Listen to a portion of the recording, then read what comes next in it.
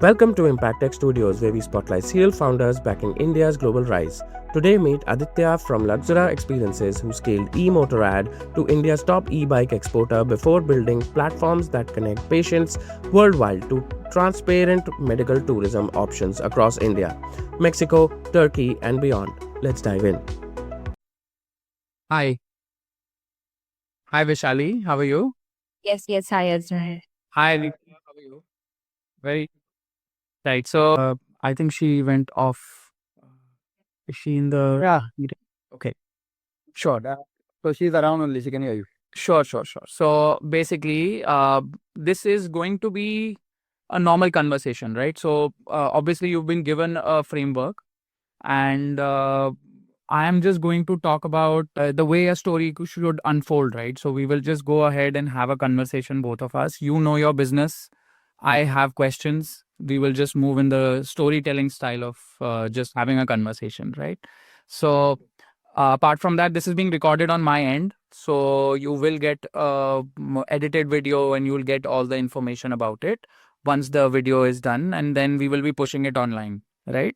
And then you will be given the links of everything, right? Makes sense. So, pleasure to have you, Aditya. And knowing about your entrepreneurship journey, I see a number of things that you've done.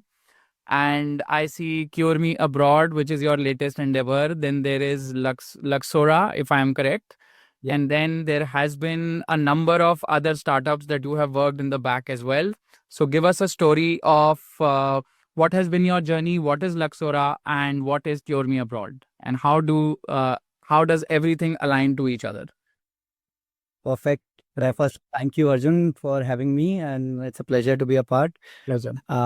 Lovely stuff that you're trying to do with ImpactX, and I genuinely hope that there are a lot of people who have amazing stories and that can inspire a lot of genuinely amazing entrepreneurs that are coming up. So it's my free education. I don't pay for this education. So I wanted to go into an impact course, but then I thought the best way is to interview the people who are in the game. Absolutely. I really believe that, these are lessons and the parts that you can pick up from everyone's journey. I think we have all learned that way. They are the biggest lessons of life. They can't be taught in an MBA institute. Right.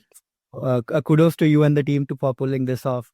Yeah, so I think, like you rightly said, the journey goes back, and of course, the plan. You don't always plan the way it shapes up. So grew up in Indore, a tier 2 town. My schooling was there, and while of course Indore now is in a very different shape, but back in the day opportunities were limited. Right. Full of tech companies were coming up, and people you looked up to were usually getting that 25,000 rupees of IT job, and not diminishing anything, but back in the day 25,000 rupees was a big deal as well. So of course your seniors and your elder siblings, everybody doing that was the dream. Coming from a middle class family, the cherry on the cake is if you take a big job abroad. So that was the dream growing up, but was very clear in my mind that we'll have to move beyond Indore to accomplish something in life. Right. Got a chance to go to Ahmedabad for my 5 years bachelor's, and I did it from CEPT University, which is probably the best architecture college in South Asia, and is like genuinely a very historic college. So Right. good thing happened was everyone around me was one of the big builder's son and stuff like that. Those people came to study construction architecture. And I came from a very humble background, and like it was so humble that I couldn't afford a bicycle. So I'll walk to college and my friends would pick me up and take me, stuff like that. But these people are like filthy rich, and the journey that inspired me the most was their fathers, because 90s to 2015 we have seen Gujarat transform completely. And that was the period when the land prices skyrocketed, the economy of Gujarat boomed, and Gujaratis have a very amazing Dhanda mentality. And the rags to riches story of everyone's father went from scooter to Audi, BMW. And that, as a young kid growing up, that really inspires you. So I frequently go to their fathers and talk to them like, hey, how did you do it? And so there were so many stories. And I think that entrepreneurship ka keeda slightly soaked in.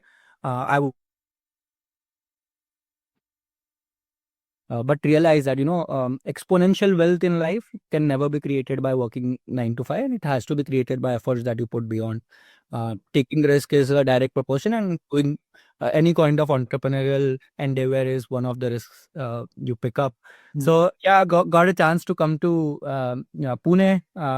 My co-founder and CEO Kunal and I used to be these backbenchers sitting in the last row.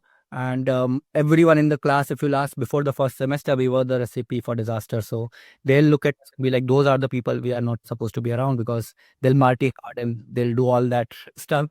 But we'll also top the class and we'll also do great at everything. Sports, you call it, will represent the college. And that's when we realized that we wanted to do something together that is productive. And we started with our first business idea within college, and it was basically Kunal and me would rent out our own two-wheelers to other students. So, and it was a legal business. You can't really rent out a white number plates, but yeah, in campus nobody noted. We scaled it up to 84 two-wheelers. So in those 2 years, yeah, it is it is a crazy number to look back. And frankly, all we did was run to petrol pump, because when we get the bikes back, there would be no fuel. So fill it up. And in those days, you'll get those tankers filled, come and just. And so we were mechanic of sorts, but we were doing this good pocket money. We'll buy used two-wheelers and we'll just rent them out. And sometimes we'll go for like 6 months, 8 months. We'll recover good pocket money stuff. But we realized we did not have the vision. So a bigger company came in who had raised a seed round for solving the commute as a problem for tier ones of the country. And they offered us, Kunal joined them as a co-founder. He was a chief operating officer, because in those days, nobody had experience of working around with rental business. So he got a good opportunity. I unfortunately got my job in Dubai, and that was the dream. So I went there, worked for 3.5, 4 years. All 3.5, 4 years, I looked back at Kunal and was so super jealous of him doing things, because his growth was exponential, right? And we were starting and doing the same things, and I could see him grow. Then one day Kunal randomly called me. I remember it was 10 a.m. in Dubai, and he was like, "Boss, I'm taking an exit from my company. Let's build something we've always wanted to." And I was like, "Yeah, I've just got my new house on lease. My car EMI had just ended. I'm just settling down." And I remember his words. He's like, "Yeah, if you get into your comfort zone now, you will never be able to take this risk." That resonated with me. And while driving back, looking at Sheikh Zayed or all those big buildings, I was just thinking, I probably will miss this place. It was an opportunistic place, and I've learned a lot. But I called Kunal Kunal around 6:37, and I told him I'm coming back. Came back, and the first question to him, what are we trying to build? So I had no idea. I just trusted him. Came down, started building. We built something in hospitality. So it was a hospitality tech startup back in the day, where we were solving all problems for hotels, and it was a global product. Launched it 3 days later, COVID lockdown happened. So had no idea when the hotel industry will ever reopen and do stuff. Had a little bit of money left. Decided that instead, let's go back to investors, be honest to them that, hey, we don't know when it's going to open up. No point for us to long. So took that money, got into a new venture. Rajiv was reporting to Kunal in the last company. Sumit was their vendor. 4 of us came together and built a company called eMotorRad. The idea there was, China is supplier to 98% of all electric bicycles sold in the world. Okay. Any electric bicycles are looked down upon because there aren't so many, but it was the most successful product in EV. And we were like, if the whole world relies on China, there is going to come a day when they will look for a option too. Fortunately, it happened sooner than we expected, because COVID actually opened everyone's eyes to look for option 2 in the world. And we were setting up on manufacturing. Early days, no VC product, nothing. 4 boys started from a garage and built it up. Today, it's a $150-200 million company, and was running very well. 6 months back, went back to my boys and I was like, listen guys, we've become corporate and we've become like this factory, and that is how a factory should operate. Process, approvals, stuff like that. But that is not something I get my kick in, and I think I've done my fair bits. I think good 5.5 years now. I want to start exploring something new. All of them backed me, and also some of my investors backed me. So the idea was again to back India, and started with a thesis saying, hey, India get their medical tourists from Bangladesh, GCC and Africa. Why aren't able to get medical tourists from US, Australia, UK, like high paying clients. Our cost differential is huge. Our doctors are amazing. Our facilities have grown so well. From that thesis, went to all the hospitals of the world, spoke to them that why aren't you doing it? Because we are wrong somewhere. Like this thesis, people save money. We have all the things we need. They need like it makes all the sense. And we realized that Indian hospitals have always been rich on demand, right? So they never had to market themselves. Right. But in West, nobody knows who's Apollo, who's Fortis, who's Max, right? So for us, that was a pivoting point where we realized, hey, they don't know how to market themselves because they never needed to. Doing it in West is a completely different ballgame. So together with my partners, we realized that, hey, this is the time that we go out and do it. Being a marketer, that was one of the easier skill set to solve for me. Started there. Quickly realized that bigger problem than bringing this people to India is the perception problem of India as a whole. So quickly realized fighting perception is difficult. Facilitate. So started getting these tourists to Mexico, Thailand, Turkey, Egypt also for some matter, and then giving them option of India, pitching them alongside. So some of them would choose this, and that's how we were building. Again, realize a bigger problem exists where people don't know anything about medical tourism as a whole. They get into a journey, research online and open like 20, 30 tabs. So we realize there has to be one platform where, you get all your information and people are able to make their decision. And that's how Curing Abroad is born. And I think that's the bigger gameplay that we are doing.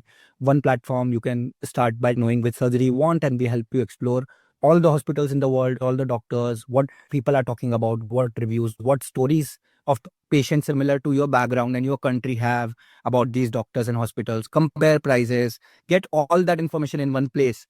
And then, of course, be able to reach the hospital and directly interact instead of an agent who ends up taking a lot more commission, etc. So that's where we are and building it with an amazing team here in India. And of course, now the team has expanded to Mexico, Turkey, Egypt. So we have got people or doctors and a team based out of these countries as well. But yeah, thanks. Right. So one curious question that comes out of this is you started with EV bikes and then you moved to medical tourism. Yeah. What made you switch and what was the reason for it? Yeah, interesting. So I think when we were doing EV, one of the background that I had was commute, right? Like because that's how we started. And we knew that electric is going to be the future. And back in the day, it was the booming thing that it's coming. And then we were right at the brink of doing something which nobody else was doing. It wasn't a very startup fancy game, right? Like back in the day, getting investment for a manufacturing unit wasn't startup. It was manufacturing. It was dhanda. Right. So it was new to me, frankly. And I always believe that when you come from an outsider's perspective, right, like you also bring some key strengths. To be very honest, I think your tendency to learn is much faster than somebody who already knows about the industry. And for that, you do not have a lot of prejudice that exists, right? Anybody else building in the world of medical would know, oh, ye aise hi hota hai. Like, as a newcomer, you break that prejudice. You will like, aise kyun hota hai? And I think that question itself is such an important question to ask. So while from EV to this switch was more about, again, backing the India story, if you'll see. So in both the front, the idea was very similar. I got my Canadian PR after returning from Dubai. And I spent a very short period of time there, but I quickly realized that, so my mentor, one of my mentors, asked me one question which still to this day with me, that if people like you are not going to build this country, who is? So that got me back to India, and I genuinely never used my PR at all after, of course, the first visit. So always everything that you built is around this great country that is again getting back to its greatness. So yeah, I think the idea was again to back India. Right. So give me an understanding when you say back India. Okay. Yeah. Now I need to know what is the impact that you've caused for India that has actually backed India. So give me some understanding of what have you done till now? What are your achievements in India? Yeah, of course, very little. And there are the likes of great Sri Ratan Tata ji and of course Anand Mahindra ji, and they have done like massive things that do inspire people like us also to of course contribute. But we have built India as like now the second biggest company which exports electric bicycles apart from China. I think we are the largest exporters of e-bikes from India. We are also the largest e-bike supplier within India and the brand within India. Yeah, we are the only Indian brand that have now also reached Japan, Australia, and Europe as markets. So that the e-motorrad side, of course, hired and built a team that almost employs more than 400 odd people. The manufacturing setup is in itself is a state of the art facility. So that's a small little. You are running the EV side also, and you are running the other side of the medical tourism as well. I think being in two boat never works, right? Like, so for me, 6 months ago, it was exit that I had taken. Somebody came in, replaced me. Of course, still a part of it, still a shareholder in it. And I would love to see this journey go to IPO and beyond. But for me, the plan was if I end up doing anything, it has to be 100% commitment. So that's when 6 months back, stepped into the world of medical tourism, and it's been that for me.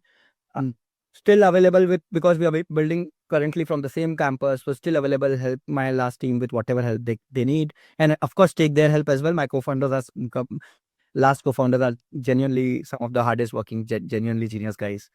So that's how the impact for that has been. Today, as we speak, we are of course marketing India at a global level. We also believe CureMe Abroad can become one of the only platforms that come out of India and become big, right? If you see global Indian companies, there are very few who has gone out and become massively successful. I think Oho has been one of them. But in terms of platform, we have always used other foreign platforms until Meesho came in and of course did amazing, and Flipkart came in, but again it is owned by Walmart. I believe that now in terms of travel, we have had our own regional platforms that have helped people from India travel. But our aim now is to let this platform come out from India and actually have an impact on the global perception, not just for India, but for other countries and surgeries as well. So the plan today is, of course, we are a small little team of 25 odd people who's hustling hard. But in the longer run, we aim to become the platform that sets India into a very different zone when it comes to medical tourism. What is your vision for CureMe Abroad, and what is your vision for Luxora? Both of these are right now live, right? Both of them. Yeah, both of them are live, and we would love for your viewers to go check out luxuraexperiences.com, CureMeAbroad.com.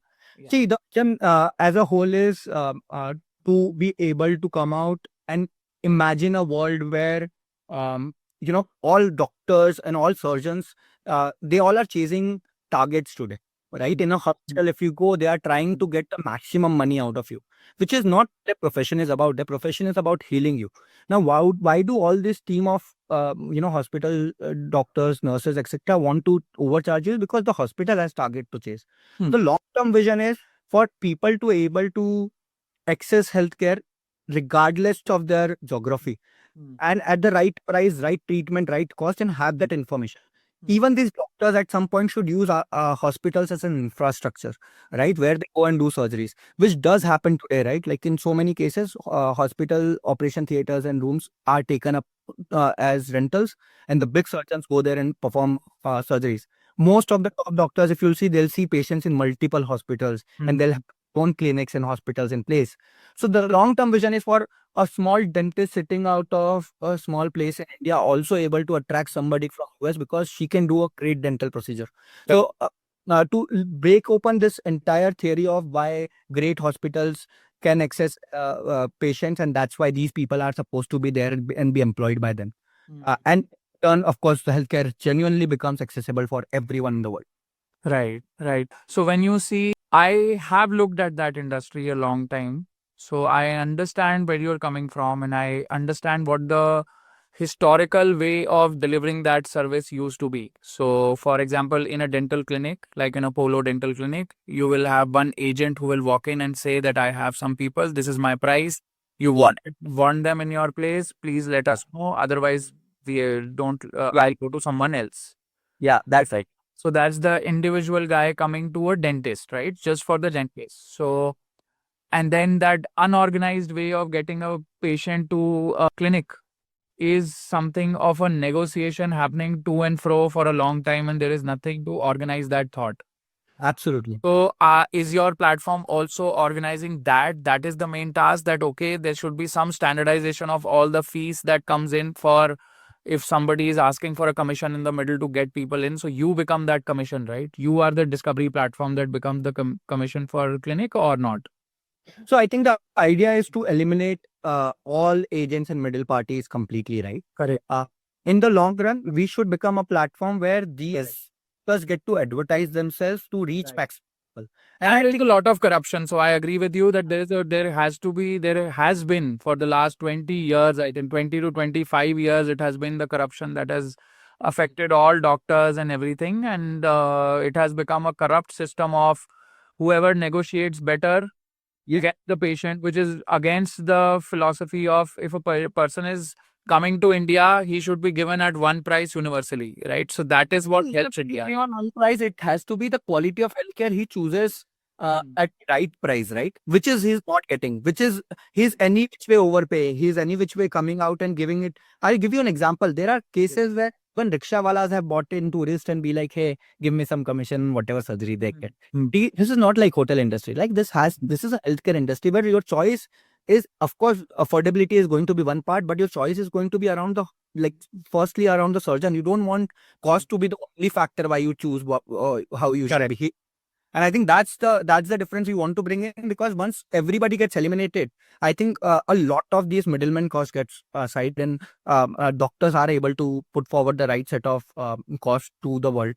Of course, that's not the step one for us. The step one is to facilitate by providing the right information, and in the long run, the first people to come in and advertise and reach out to the patients will be the major hospitals. But at some point, we would open it to individual surgeons and doctors to come in niches, because you're building in cosmetic surgery as a niche. Come out and find somebody who's looking for a rhinoplasty or a mommy makeover, and advertise, speak to them, let them know what great work you've done, and why not? I mean, everyone should have access to all the patients across if you're giving them the quality that you are supposed to. So then so obviously there are a lot of restrictions in this industry as well. So, for example, from the doctor side, you can't promote your own thing in a way, right? So you can't say that I am the doctor, please come to me because my services are the best, right? It is the choice of the customer or the patient, obviously, who is looking for the patient doctor and then choosing them, right? So when you also look at there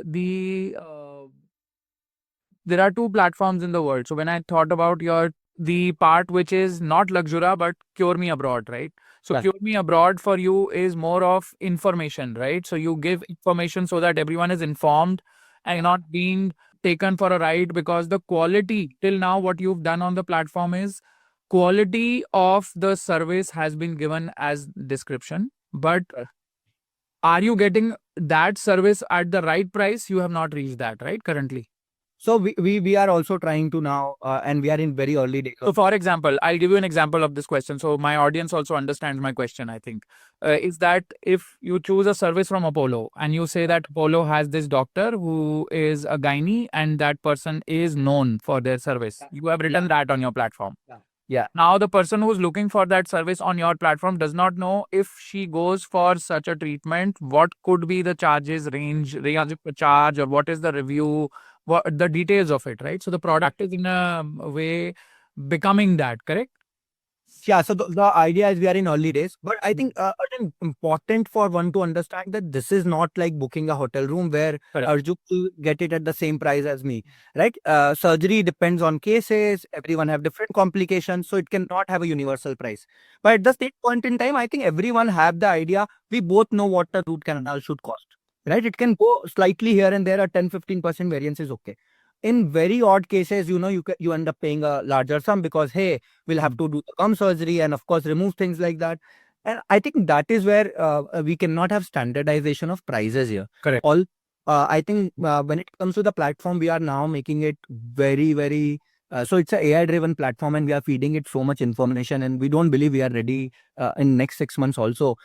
We are feeding it lakhs of cases in terms of what prices, with what So how complications. are you getting the source of these cases? How are you getting? I think that's one of our USPs, and thanks to all our partner hospitals across the globe, they are helping us feed this, because in return we are also giving them surgeries where they can check and verify. Right now, what happens, Arjun, is that a lot of pricing has to be done by the surgeon because he understands the cases.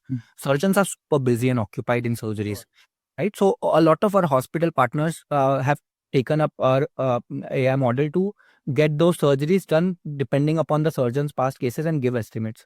In return, they are sharing that information. Now, I'll give you an example, Arjun. A cosmetic surgery where you get fat removal done. Uh, Anybody who has a BMI of higher than 34, it will be a drastically different surgery compared to a BMI close to 30.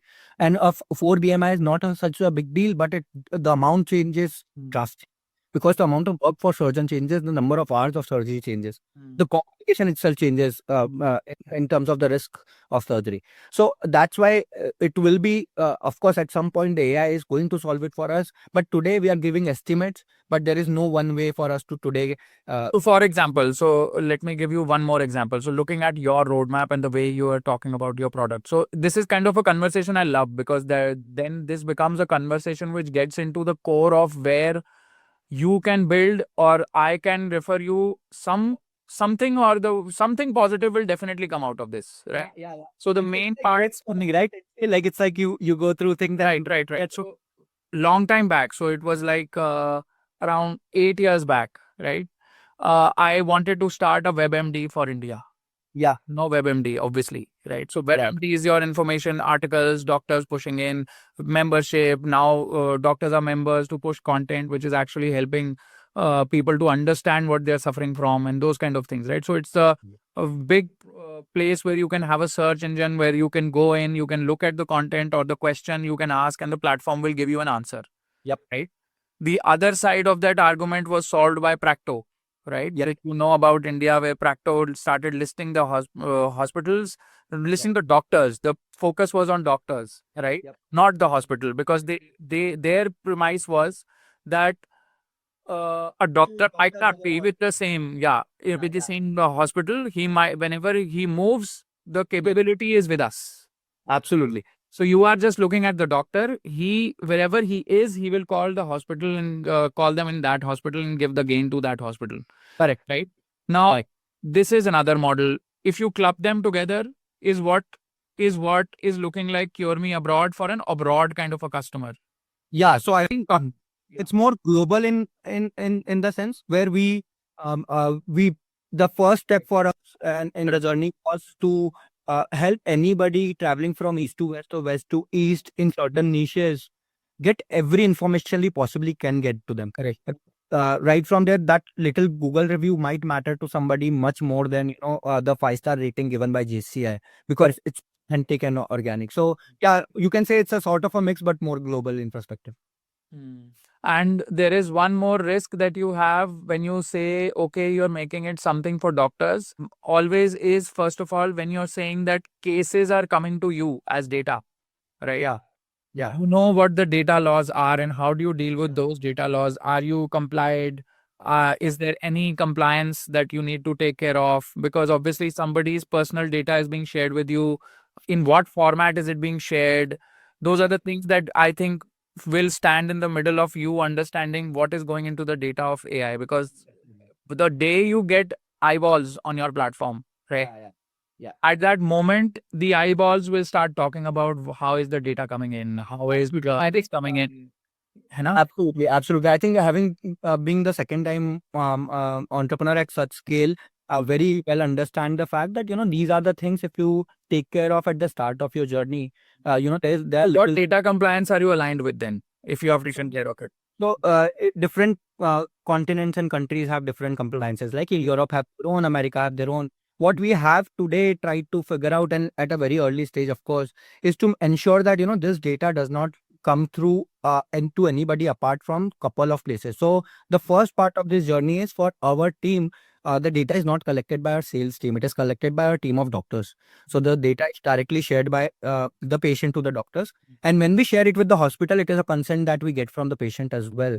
And in the patient portal, the access is given to the, so we have a beautiful portal that we made, which cannot even be accessed by me. And it is the doctor, the two doctors, one from her and one from the hospitals that patient select, and the patient, the three people have access to it. Right from their visa to their passport, etc. Everything is uploaded on the same portal. So we are trying to organize it so well for them in terms of Luxura that it goes through. In terms of data for Secure Me Abroad, I think we are not going to let that data flow through us at all. So it is going to be a direct conversation at some point between the hospitals and the doctors. But then so me as a person from an ecosystem who's looking at you from an outsider view, right? So Yeah.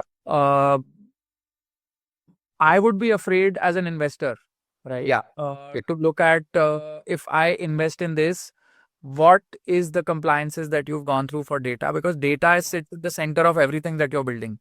Apart from that, what you're also building is an erstwhile system of getting a commission model turned into a discovery model, where you can make it across the world and you can discover all the things and learn more about it and kind of become a Wikipedia, if I might give you, because it has to be democratic in that way that people Of the medical tourism.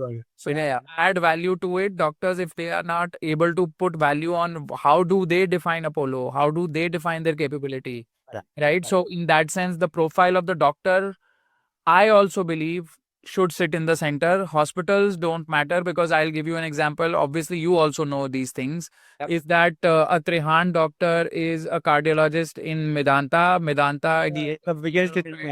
and then he moves away from it. Yeah. Once he moves away from it, the whole of cardio work shifts at a very big scale because Trehan has moved. Absolutely. So in the end, it is nobody is looking at Medanta. Everyone is looking at Trehan. I want to get it from Trehan. Right. And that kind of value, how to build that value, how to know the nuances of India. So one more question that arises as your product, right? Now, It's very curious. So I, as a mentorship, I just felt that this is not a mentorship. This is just a friend talking to you, right? So but then I love it. I might be wrong. So you can always prove me wrong, right? And I think when I click this, we might be wrong too. So basically, if, for example, Trehan comes in now, the Indian patients know that Trehan is a good guy. Now, read this question, yeah. right? A US patient does not know Trehan is a good guy. Yep. I think Transparency needs to reach the US patient. absolutely. I think this is something at the core of it, right? And I'll give you a very ground level example. I think we've all been through it. Somebody breaks their, like Bhagwan na kare, but somebody breaks their knee in her family. You reach out to your Fufaji, Mosaji, and they will never say go to the hospital name. They will always say, oh, that person got it done through that doctor and is a brilliant doctor. And it's here. And it could be a different place, like you said, right? Right. I think in the long run, the idea is to let people be aware about all these different stories which are already existing on the internet but scattered, right? Those are the decision-making reasons for anybody to choose a doctor. At the same point in time, there are so many different global rankings. Like, I'll give you a very small detail that helps you select as well.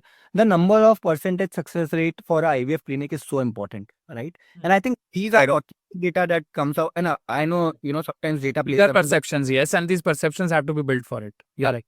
And I think there is PR around people that needs to be on that platform. Nobody should go out and keep searching different tabs, right? So putting that all together genuinely helps somebody identify it. And of course, we work very hard to identify. So right now we are in the phase where we are identifying. My question, so when I build a product, okay, a happy moment for me when I build a product is I first identify who am I making this product for. Correct. In your case, what I'm seeing in the story, please don't take me wrong, is one side you're saying the clinic is your customer, the other side you're saying the doctor is the customer, and the third side you're saying the patient is the customer. Yeah. Right? But if you build for all three, I believe you might not be able to do justice to any. I'll give you Amazon's example. Right. Please. So let's say Amazon Pay, people would think that, hey, the major customer on Amazon are the user base, right? Correct. And there is a vendor side, right? So for us also look at it similar way. So all the patients around the world are the users that come through. All hospitals around the world are the vendors that come through. And doctors come through as individual brands that keeps popping up, right? And who can do a small little dhanda here and there. Possibly we put it even better with in the doctor example for our case, right? Because we got individuals to come together. Right. In the long run, for us, the payment does not always come. It's a mixture of both. And we believe that on a platform like Airbnb, for example, on a platform like TripAdvisor, for example, all the people who want to host are the ones, or all the hotels are the ones who are paying these people to advertise and be a part of it. Correct. So for us, the value proposition part holds in the audience you build. In return, we give them the information. And for us, the monetary gains, of course, at certain point will start coming from these facilities or hospitals and doctors. So that's how we are seeing the game. Okay. So let's come back to Luxora. Okay. Yeah. So now look at Luxora and see what is the flow of a customer. So when a customer comes on your platform, he comes onto your platform, or does he have a number that he calls, or how does your communication happen to convert him into a paying patient? Yeah, makes sense. So I'll take you back to how Luxora started, and of course we are also iterating and improving every day. We are a small young company of 6 months old. So today also we have plans to improve, and we feel like we are nowhere. But the journey started with cosmetic as a surgery, and the reason for cosmetic was, Arjun, because most elective surgeries abroad are not covered in insurance. That means any patient we reach out, there's a high probability insurance won't cover it, and that the cost differential becomes a major factor for selection, which is our bet was. Started with cosmetics and we were betting on certain things, but the biggest product for us became mommy makeover, in which a woman, when she has delivered baby, her skin is loose and she's got fat on her arm and stuff like that, and they want to get this fixed. Again, we've got patients from Australia and US. Our major TG was UK, Canada, Australia, and US. And these people have traveled to now Korea, Mexico. A lot of people travel to Mexico, Turkey as well. And in this small journey of these people reaching out, we have now evolved to a place where we do not do calls with them directly because it becomes overwhelming for a small team. So reach out to us on WhatsApp. We advertise through Google and Meta and different platforms, and we have figured out the way to advertise to these guys. Once they reach out, we ask them for their details of what they are looking after, and the case is handed over to a doctor. So currently, as we speak, we have a 6-people doctor team, out of which out of India. And these doctors then discuss the case with them, get on a call with them, understand. And then these people are supposed to submit. So in cosmetic, there are photo of target area, etc., on which basis which the actual surgeon give the pricing. This has been shared across on a portal like we discussed, and that page. Of course, you can't see that patient portal because it's only shared with the patient. So in case you have a case, So basically, on Luxora, a person reaches out to you manually by giving you a hello on any of these chatbots that you have on it. And then you reach back and you tell them to join Luxora, there is a fee. Is that correct? No. Okay, great. So you enter the subscription. So you enter the platform. Now you can choose in the platform. So you enter the platform. So you give them a username, password, and make them make a profile there, right? It also comes slightly bit later. They first get on a doctor's call with us. So salesperson does the chat and aligns. We call it teleconsultation actually. Right. So doctors consult them, and their idea is to help them understand, hey, since you are trying to do this surgery, probably Korea is the best since you do not have a budget constraint. So having a budget constraint, we tell Mexico is probably going to be better for you because shorter trip and of course much cheaper than Korea. And then on that note, they also help find the right surgeon. That you know what, look at the before after of this doctor, look of this doctor. So it's a first consultation they have, and once the profile is shared, we take it to the hospital. So of course our doctors and the other doctor have an interaction. And the surgeon tells you, this is the approximate amount that will come through. And of course, there's going to be a detailed fall. Then we take them for a second teleconsultation where the actual surgeon speaks to the patient. And by the end of it, the idea is to get them quotation from different hospitals that they're favored. And in the end of the day, the idea is to, of course, get them to pay to the hospital, and we get our commission out of it. Correct. So in the whole process right now, are you productizing this process so for example, once you've done the telecalling, right? Yeah. And in that telecalling, you've got given them the advice that Korea is the best place because you will be able to afford a hotel plus this, and you will be still paying lesser than America that you're coming from. So what happens is that Korea will become your cost-effective place where you can all with your family come in and you can get the treatment and go back, and still you are spending lesser than what America is charging you, right? But- In many cases, I've seen that happening in dental treatments. So in that scenario, what happens is they have reached out. This is a telecaller who is giving them the suggestion. Once that suggestion is done, the query is manually turned into an email and sent to the hospital, and then that hospital is responding back with the official understanding of what is the next step. And you are telling them manually by that agent that is assigned to the relationship manager or agent, however you call it, is assigned to the patient. They give them the photographs and whatever the doctor is asking for and the hospital is asking for. You get it manually exchanged and moving to the hospital, and then getting a commission because we got you from our platform. Yeah, so I think everything the same but automated. So there is nothing manually here. So once the photographs are shared, it can't be seen on our chatbot and it converts into a patient profile automatically. Right. So there's a At what point? So at what point in the whole process of the sale, where the I should not say sale, it is a very bad word. So basically, your telecallers have taken them, given them the advice, and giving them an access to a platform that you are talking about. At what point does that happen? So this is when they have. Yeah, please tell. It happens once the we built a complete text system, right? So once you share the photos, these photos are first being converted into a patient profile automatically. There are series of questions. So every surgery has different question. For example, for a thing like orthopedic surgery, we'd want you to share your scans, right? Because that's what the need is to give you an estimate. This automatically compiles into a PDF and it automatically goes into the patient portal, which shoots two emails. One to patient and one to the doctor. So this is where we have bought the automation part. So every clinic has their own way of questioning about the problem that they are looking at, and then these clinics have their own forms that they have a portal for inside your platform. Correct. So they access the cases through that portal.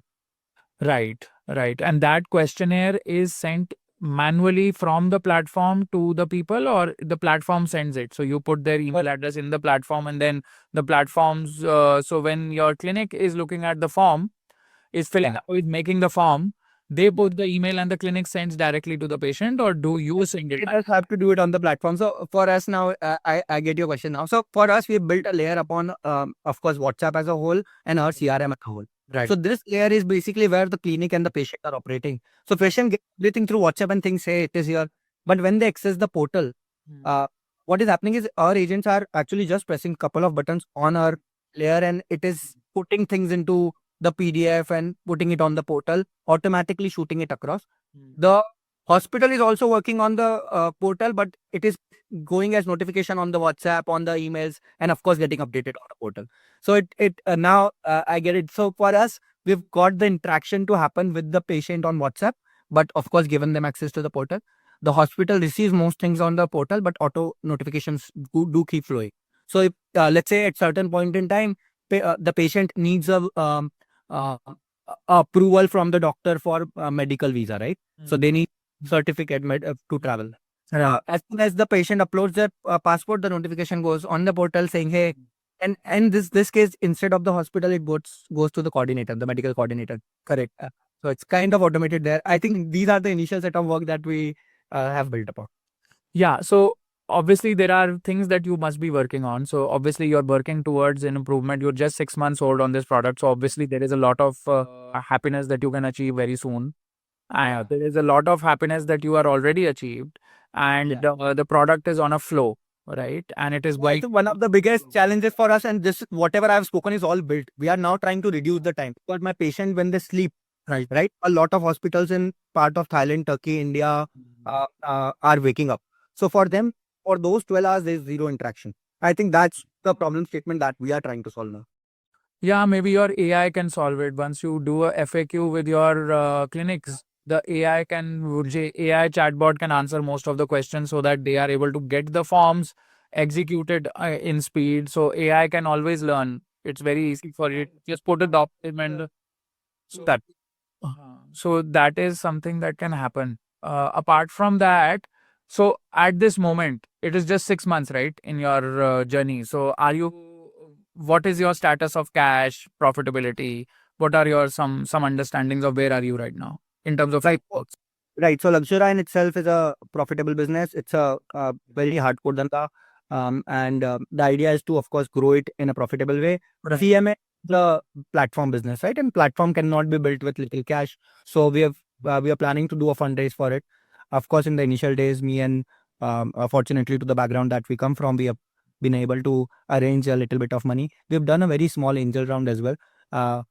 Likes of my sister did not get to participate in my last company, and she kept cursing me 5 years, saying, "Hey, you did not let me put the money." And knowing the fact that it's a high risk thing to put money into a startup, but this time it was my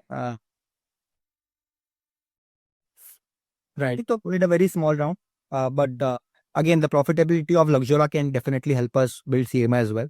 But it will require large sum of funds to, of course, create the kind of impact that we want to do, to bring the kind of change that. There is value in both. So looking at both of your products, there is obviously good value in both. But the way, what I think, the way I told you that WebLD and Practo, right? Yeah. If they were combined together, Yeah, it was a better platform. of course, of course. That never happened. WebMD I was think- too big to combine, and Praxo was too big in their own way to combine to that place, because content to a profile builder product is very difficult to align. Both these teams are totally different. So their organizational movement was very different, right? Absolutely. What your Cure Me abroad gives people is transparency. Yeah. And you need to, so what my value would be, so as a customer, if I was a patient from US or UK, right, I would love to understand, I want to get it done in India, but I don't know who's the best dentist to do it. Correct. Correct. Now this question is a easy question for a customer, but for you it is a problem where transparency is your game, because if you start taking ownership from the doctor's side, Yep. your product will become illegal. But I'll tell you another thing also. All right. Like it is not always the best that people choose for in healthcare. I think it is also comfort. So when somebody reaches out, maybe I do not want the best doctor to be with me. Maybe I want somebody who's little softer. We've all seen those surgeons, right? Like who are 60-year-old, and when they walk into the room, everyone's so straight up. See, it is not the way that, so what I'm trying to say is best for me, right? Yeah. I'm saying best for me, But everyone, right? So for me, there are two ways of understanding, right? So one is the reviews that people give him. Correct. Correct. The other one is what is his profile and how many cases his case studies have. True. His profile building, profile building and reviewing. That we can relate to better, right? I'll put up that example. Forget about a US patient. Let's say somebody in India decides, okay, we have great onco care in India, and God forbid, but if somebody goes through something which is terrible enough to the likes of cancer, if they can afford, they would want to choose US, right? Because of course they've heard stories, and the recovery rates are slight bit better, etc. So in this journey, where do you start? And I think that is how we should look at this problem statement. You would want to know what people like me in India who have traveled abroad, how has their journey been? Where did they stay? How long did they take? What was the recovery cycle like? At my stage of this procedure, what was the cost that they had to pay? Because it would differ from stage 1 to 4 as well. And I think those information itself is scattered. And then I come to a point where I say, okay, which are the top hospitals, facilities? Which are the top doctors that I can refer to? Somebody who has done breast cancer very well might not be the right person for prostate cancer. And I think these are the differences that people will take into account. And then who can they get on a consultation call with? Because it's an urgent decision to be made. I'll give you an example. One of the reasons a lot of people do choose to come with us from the West is because their first consultation is weeks away. The healthcare is so, and I think that is so a problem that we are solving in a way, because they get to speak to a doctor in a day or two's time. Right. So it is a good endeavor. I would like to say that you are on a path which has a problem inherent. Yeah. Right. The inherent problem is when we have a very big asset of efficient healthcare. India is known for efficient healthcare. It is not only effective, it is efficient also. And affordable. Basically, it is good for cost as well as quality. When that is there, there is nothing to give justice to the process. So the vision to start on this activity is right. But there are a lot of nuances where an investor, so for example, an investor or anyone who wants to become a part of your journey, right? Ah. Would love to ask you these questions. See, I don't want, there are many risks, and I'll tell you the risks. Now you take that risk and build it in the next 6 months. You can come back and I'll take a small call with you, and maybe you will be able to sell it even better to me, and it will be amazing, right? The risk is data risk. Correct. Okay. So you need to solve it, because I've seen 2 startups in front of me in medical tourism fail Yep. because of the data part of it. What is the data and how did you get it is the question that everyone will ask the investor, not only you. Correct. So he needs to be risk avert, right? Yep. One point. So it needs to be very understood that if you are going through a compliance, how are you structuring it across global places, right? So your data. For anybody building in any sector, right? If you can Right. go through one of the toughest compliances are European GDPR compliances, and if you do that, I think you end up solving. And then there are other rules also. So HIPAA also comes in US, you know that, right? So HIPAA also adds value from data side as well. And if you don't follow that, nobody can build software in the US, right? Correct. So there are every area has its own regulations, right? And if you don't do it on the first day, which is your opportunity, because you're already on a profitable side on one side of the business, right? If you're already doing that and you have some cash, why not put that money Yeah. into first getting your base right, because the growth needs to be sustainable in long term, right? Of course. Number 2, one is data. The other one is the transparency risk. The transparency risk comes in whenever I see, okay, the only problem I have with agent way of working to go to a doctor is, why is the agent in the middle? Yep. I don't Absolutely. like an agent in the middle. Why do I not know what decision needs to be taken and who to contact in that hospital and do it on my own? This is the customer's need. Yep. Right? This is the second part. So transparency risk is there when you say that one agent comes in and then talks to the doctor and everything. That you should not be, I think from my side as an investor, my rudimentary bachon wali understanding, right, is that your platform needs to be more like India Mart in a better way, obviously, but not like someone who is suggestive, because you can't suggest. It is not allowed for you to suggest. Absolutely. Absolutely. I think very, very It right. can be descriptive but not prescriptive. Very right. One thing that is I will also not like, the customer will not like, and it is easier for you to build. If you The basis of building this is that, right, Arjun? If you look at all the medical tourism website and not just medical tourism, right? Like if you go and explore, type on Google, I want to get tech surgery in my department. I think the idea came from here, right? Itself that everybody's claiming that their services are the best. This is the best doctor because they are associated with that platform. I think that is where, very rightly said, like being descriptive and being prescriptive is the whole game plan change. third part is productize it more and more. So there are 2 things that happen. There are, one business is service business, right? A service business is when you say an agent, a telecaller picks the call up.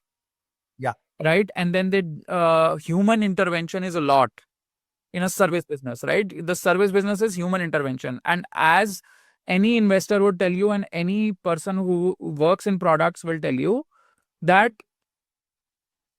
is the problem. Human intervention is the problem. It is not the solution. It is the problem that needs to also over a period of time be solved. Yes, your LPs are showing you a market. Intuitive look what it. So the idea is, like you rightly pointed out, like in healthcare, the care part is completely missing. And I'll tell you why. Because no matter how evolved AI becomes, and until it doesn't become, it can sympathize in the right to get into all the things. But a patient genuinely wants to talk to a human. मेरा वो मतलब नहीं है कि भाई AI को निकालना है, राइट? AI के साथ करना है. मैं कह रहा हूँ AI को निकाल ही दो, बीच में से हट जाओ, become the platform to discover. Correct. That's the long term plan. That's the long term. वो अगर आप करोगे और उसमें क्वालिटी लाओगे उस डिस्कवरी में, राइट? क्वालिटी डिस्कवरी की बहुत बड़ी प्रॉब्लम भी है. प्रैक्टो ने भी बहुत सारी को सर्च करोगे ना, अभी रिसर्च करिए प्रैक्टो को, यू विल रियलाइज कि कुछ चीजें अभी भी पेंडिंग है जो मेरे को नहीं पता लग रही. As if I go to a doctor and I want to look at that profile, I am still not getting some parts of it. What are those? Yep. I think you could build on that and maybe look at if the product reaches a point where information for all the universal patient across in the world is able to make a informed decision. Yeah. So comparisons. So basically comparison should not also happen on a call. when you can have a product which can obviously give you what are your preferences, right? What is your price budget? You can choose that on a graph, right?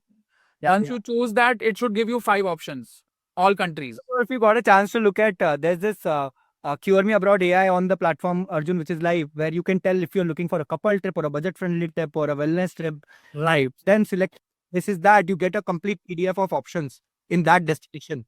So very rightly pointed out, Arjun, and I think one of the products, but very hardcore believer, Arjun, that from investor lens, of course, I think data is going to be a very important part of how we protect it and how we run. Nahi, but there are many IIT guys who have started and never cared about regulation and the hand apart. And what happens in the end is, why did we spend our 5 years on it? Yeah. They lost their 5 years and 5 years of energy on this. Why? So Very right. needs to come and really from all the compliances from the medical side for all these medical professions, as well as, so this is a big work. Right? And the second part is the compliance from the GDPR side, which is the universal GDPR, online data. How do you handle it? How do you care for it? Right? Correct. So you have to be specific as well as universal. Both of these data points need to be solved. This is one task that you need to use your profitability from one side to work on the other to make sure that you are solving for the data. Right? And what is data? Data sits in the center in this. The customer comes in, the patient comes in, he looks at a profile and wants to have that profile like ये पता लग रहा है कि भाई त्रिहान ही top है, मैं आपको बताऊंगा. If the customer one day comes back to you and tells you, I know you don't know that Trihan is best in your country. Correct. That is your achievement of the day, because Practo has not been able to do that. Absolutely makes sense. Right. So one example I'll give you. So we made a startup long time ago. So I worked with a startup where a company called myguesthouse.com. Right.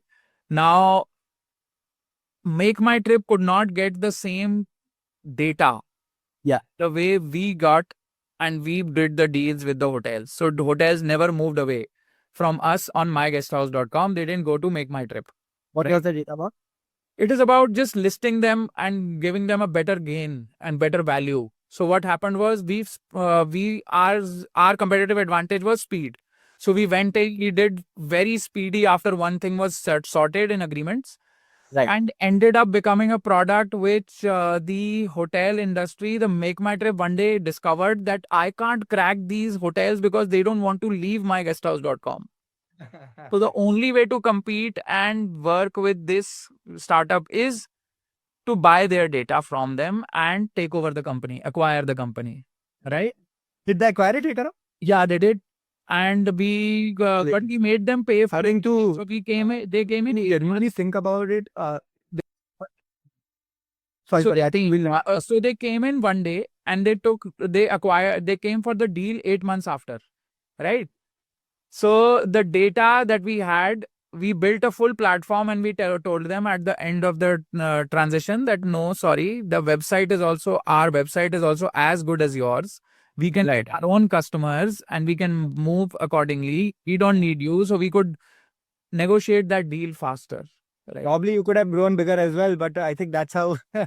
No, but that industry and the way Make My Trip has money in its pockets, right? So they, in the end, they can do anything in the end. So there is a cost and benefit of everything, right? So these are the questions that somebody builds for, right? So some people say that, some people are very unabashedly very wild about it. They just say to you that I'm building for acquisition. I want to be acquired. Yeah. Okay, I know my purpose, but till the point I get acquired, I'll be the best database that they are buying. I will be the best thing the best team that they are taking over. I will be the best reach that I have done, right? The other ones are, no, I'm building a brand. Sorry. So for example, there is an example for that also. Oyo, in hospitality, right? So there is Oyo rooms. Yeah. Right? Then there was a gap in Oyo rooms. They worked from the gap. So there is a Tribo Hotels. They have never been acquired. They have always done well, and their hotels are equal to a Fab hotel, but more organized and more curated. So smaller hotels, but more curated. Now they've understood the gap. Perception of the brand is so different, right? Like booking Oyo versus Tibo today has massive. But even when they started, right, everyone said, "Oh, another brand like Oyo." No, but they took a very different path. They took a different path and they differentiated the presence in the mind of the customer. Correct. Who is using the data? If you are able to change that perception, practo se better aap kaise ho in the data that you're getting, that problem needs to be solved for Cure Me Abroad. Correct. Right? Luxofy can obviously become productized. You can look at every part of the communication that is happening in individually by a person. And Yeah. I think in your whole process, the whole process can be automated by a product. A software developer will automate everything. You will not need anyone in the back to have a telecaller in the back. Yeah. I will not trust a telecaller in the future. Yeah. Because I don't know where he's coming from. I know that what data it is working on. So AI can work on data and tell you the source of what I have worked on. Interesting. AI will be more trustable than a human being because you don't know what he's working from. So you want him one more step. You ask him, yeah, please send me the sources of what you are saying. And then Correct. I will read and then I will come back. I think also so many things when you go global, like the language for that matter, right? But I also understanding what kind of something that joke in some other part of the world, right? So it kind of solves, you don't have to train AI for all that. It knows what to speak to an Indian versus to an, American. So Right. But if you feed the right data to AI, it will always talk nicely if you train it. So of course. there are many people who now there is a lot of capability in the market, which is also about how to train the AI and get to the point where it gives you the right data. So you have to train it over a period of time. I think Might be doing already. Yeah. again, once we built a AI colleague system, and we still have it live. So suddenly you change your language and it changes it. I think somebody was doing it. If I'm not wrong, there was a big tool that was doing it, and we thought we didn't have money to splash, so we yeah, back it. You have to see in that case when you're looking at the product, you have to look at one problem. How is the customer who get you to reach? आपका customer अगर call नहीं करना चाहता, आप उस पर call क्यों डाल रहे हो? Correct. अगर वो कॉल लेना चाहता है तो उस पर वेबसाइट क्यों डाल रहे हो? Correct. Absolutely. You have to find the journey by doing some tests. So you have to keep on doing all types of tests and A/B testing and everything from all types of ways of getting the customer journey, right? And then see if the customer journey works for you, right? So वो है. Right. तो वैसे आपका product एक बहुत crucial point पे बैठा है जो मेरे को लगता है, और मैं आपको इंसाइट दे रहा हूँ कि मुझे लगता है कि मेरी चीटिंग हो जाती है जब मैं इंडिया में आता हूँ ट्रीटमेंट करने के लिए. मुझे ये डर है अंदर से, चाहे मेरे साथ चीटिंग हो रही हो या ना हो रही हो. क्या आप इस लाइन को लेके प्रोडक्ट बना सकते हो? इसको सोचो, इस प्रोडक्ट को. I think for us today, we are very clear on the fact that what value our customers are looking for, right? Correct. And can you hear me? Yes, I can. In the middle, sometimes something is happening from my side.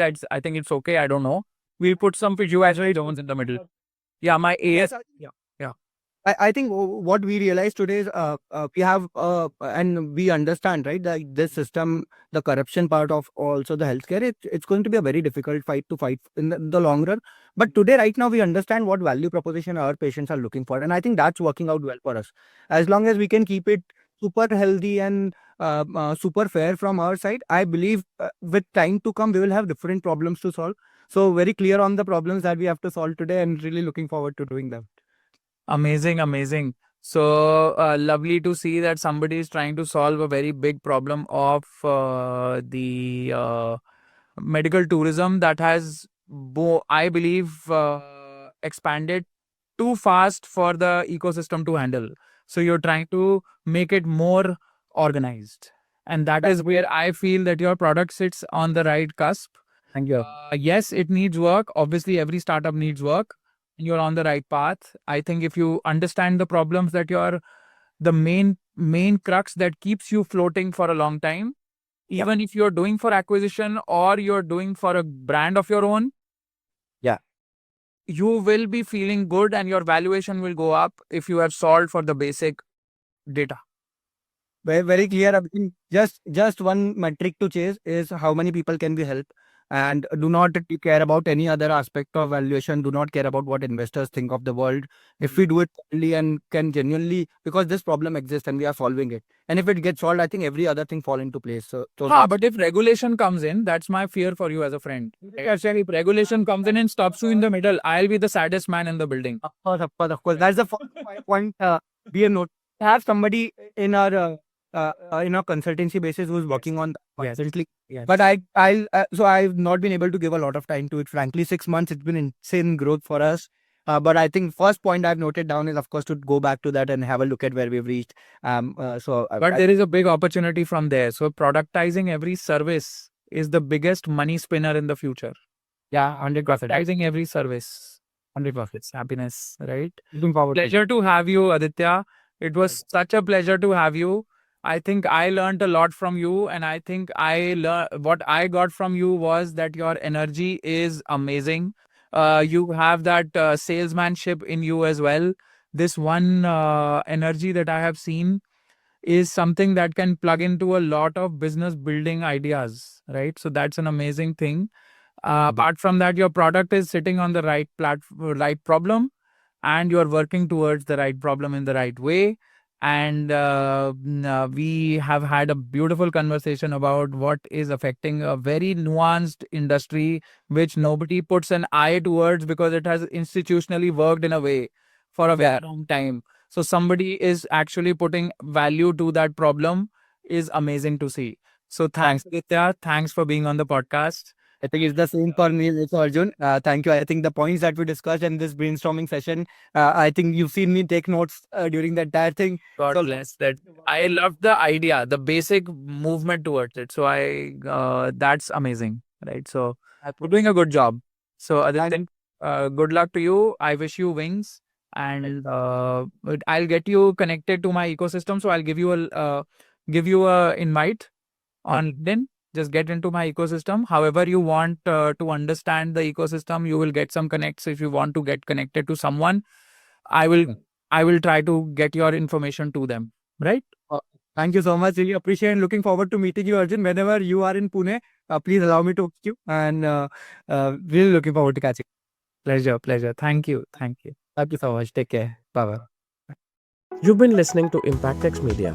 Aditya's journey from garage EV manufacturing, employing 400 plus, to AI-driven discovery, eliminating middlemen in healthcare, shows how outsider perspectives disrupt entrenched industries. Subscribe for more founder playbooks and keep building India's global edge.